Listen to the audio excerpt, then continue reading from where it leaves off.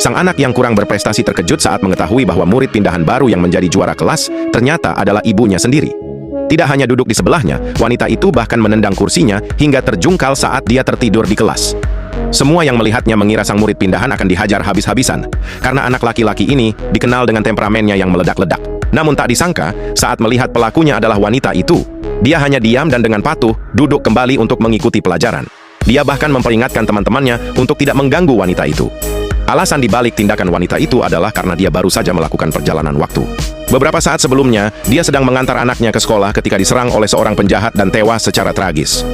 Mungkin Tuhan mengasihaninya sehingga memberinya kesempatan hidup kembali. Ketika terbangun, dia syok mendapati dirinya berada 15 tahun di masa depan. Saat masih bingung, matanya tertuju pada seorang anak nakal yang sedang mengungkapkan perasaan kepada si cantik di gerbang sekolah. Wanita itu langsung mendekat untuk menyaksikan drama itu, tapi kemudian mendengar nama yang sangat familiar. Barulah dia tersadar bahwa anak nakal itu tidak hanya memiliki nama yang sama dengan putranya, tapi juga wajah yang sangat mirip.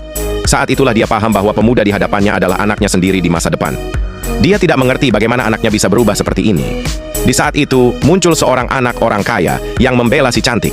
Melihat itu, anaknya langsung naik pitam dan mau menghajarnya. Untungnya, wanita itu berhasil menghentikannya tepat waktu, bahkan memanfaatkan kesempatan itu untuk menyuruh si cantik dan teman-temannya pergi. Karena merasa direndahkan, anaknya mau melampiaskan amarahnya pada wanita itu.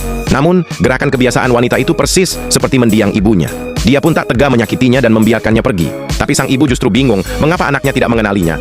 Sampai akhirnya, dia melihat bayangannya di cermin dan syok menyadari bahwa ia kembali ke wujudnya yang berusia 18 tahun. Sementara sang ibu masih bingung. Tanpa sepengetahuannya, anaknya diam-diam mengawasinya dari kejauhan. Dia menyadari bahwa semua gerak-gerik dan kebiasaan wanita itu persis seperti ibunya yang telah tiada.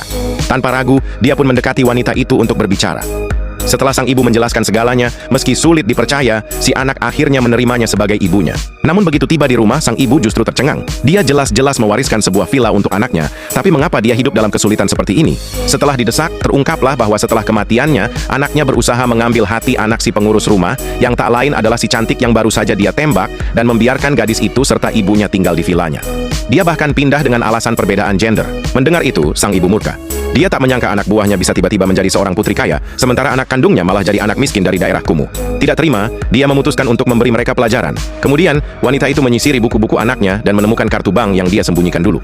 Saat anaknya pergi, dia menelepon sekretarisnya dan menyatakan akan mengambil kembali villa tersebut. Usai menelepon, dia langsung menuju ke villa.